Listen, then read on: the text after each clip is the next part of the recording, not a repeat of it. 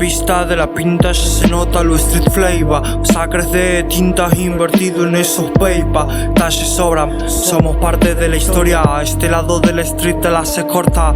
Te recomiendo pa' ese trago amargo Harry Saratoga. Estos tipos buscan la verdad sanadora. Alejarse de dogmas, nada de andar fantasmeando en el Bora. What up? De forma modesta agarro el beat que mi mente en este momento más se amolda y se caga en la moda y plataformas modernas. Hoy me levanté con hambre de domar letras, conectar con mi planeta, que de mi arte salga dulce néctar. Ya no me doy el lujo de desperdiciar espacio en la libreta. Hoy la noche se presta para activar lo que a la vecina tanto molesta. El parre y la calle me miran de forma coqueta. Lo siento nena, esta noche se lo dedico a dejar mi firma en la city en tono violeta. ¿Qué en tono violeta? Mucha bullshit se vive y nadie te lo cuenta. Son años invertidos pateando la misma checa. Noches de juerga, pibe que tiene el rap en punga. Elevan hip hop a 4 puntas, solo para una junta selecta. Bombeamos lo que tu generación tanto molesta.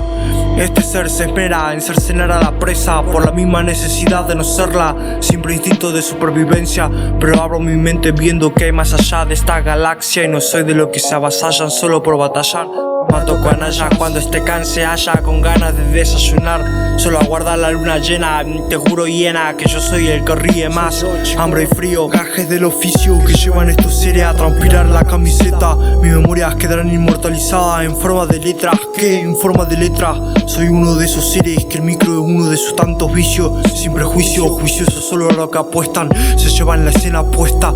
Años más tarde siguen mostrando filo en espuela. A más de uno le causé dolor de muelas por la supuesta bajeza de escupirle la carne cruda en la mesa. Hace rato que te canto la esencia y te lo sirvo en el plato. Ritmos insensatos, no aptos para novatos, mucho menos para topo. Acá no hay prototipo, aquí es causa y consecuencia.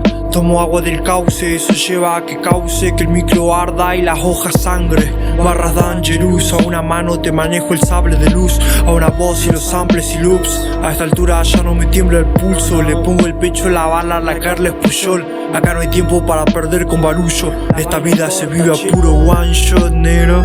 Se vive a puro one shot, negro.